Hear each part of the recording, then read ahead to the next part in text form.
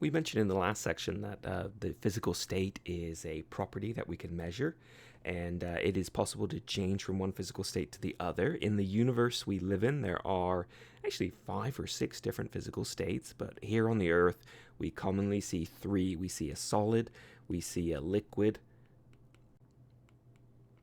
and we see a gas. And alongside, right, I've got the 1-letter abbreviation here, and so we use an S for a solid, an L for a liquid, a G for a gas, and we put them in parentheses, and we normally use lowercase letters.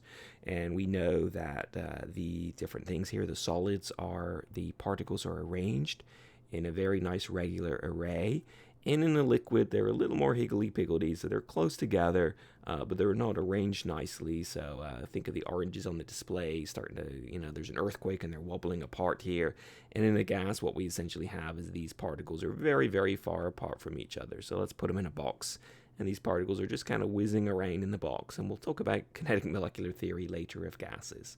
But we can transform from one to the other. And so these are called physical transformations. They're not chemical change, they're physical change. And on the next slide, we'll have a look at those 3 different changes. Or actually 6 changes, because we can go in each direction. So we normally talk about these as being phase changes. So we can start at the solid, and I'll just write a little s for short here, and we can go from the solid to the liquid. And if we go from the solid to the liquid, then we can just apply some heat.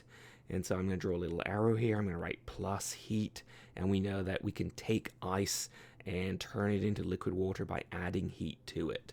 And this process here actually has a name, and this name is called melting. And it has sort of a more sciencey name, if you like, and the more sciencey name is called fusion. So in the old days, right, you might have a fuse in your fuse box, and it was a piece of wire, and when too much electricity went through it, it would melt, or it would fuse, and because the wire now wasn't continuous, electricity couldn't pass through, and boom, your microwave oven quits working. And we can also go from liquid to gas phase, and so we know that we can add some heat, and when the liquid absorbs heat, it turns into gas. Of course, when we sweat, right, the heat comes from our body and carries it away, so we feel nice and cool again. But when a liquid turns into a gas, then we have a term for that phase change, and we call it vaporization, or sometimes evaporation. It is also boiling at a particular temperature as well. So vaporization, though, or VAP for short, I guess we can call that. And we can go from a solid to a gas as well. So we can go from a solid to a gas if we have something like dry ice. Dry ice is solid carbon dioxide, and what makes it dry is that as it absorbs heat, it actually doesn't go and form a liquid, it goes directly to the gas phase.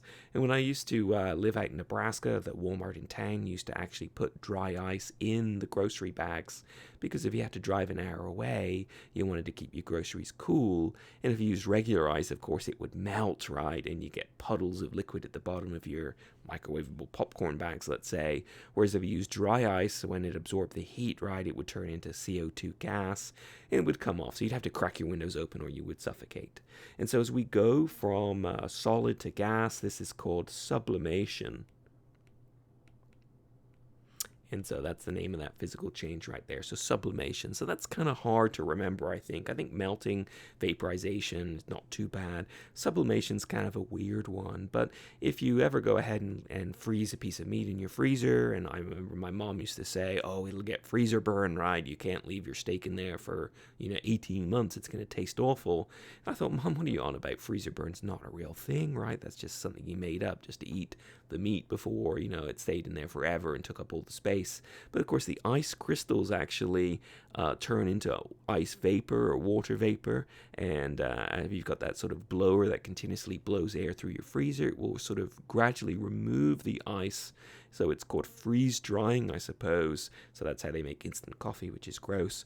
And it will slowly remove water from your sample. So it sublimes as it goes from solid to vapor or solid to gas.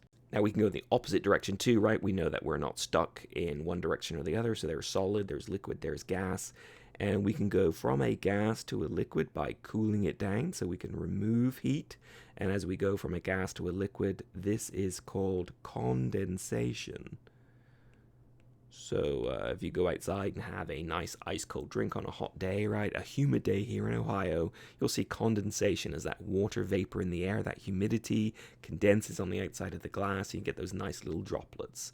And we can go from a liquid to a solid. Of course, we can remove heat from the liquid. If we put liquid, so a glass of water in the freezer, it turns into ice. The freezer removes heat from the liquid, converts it to a solid, and that is called, just as you would imagine, freezing. And maybe it has a fancy name. If it does, I'm not sure what it is. You can email me and tell me. And we can also go directly from a gas to a solid as well. On a really cold day, you might wake up in the morning and the windows of your car, the windows of your house might have that beautiful little frost pattern on. They call it hoarfrost. And so the water vapor in the air will actually condense, or shouldn't say condense actually, they will turn into solid ice crystals. And this process where we remove heat from vapor and form the solid is called deposition. So if you like, it literally deposits from the vapor to the solid on the window, let's say. So you get deposits of solid crystals, so hence deposition.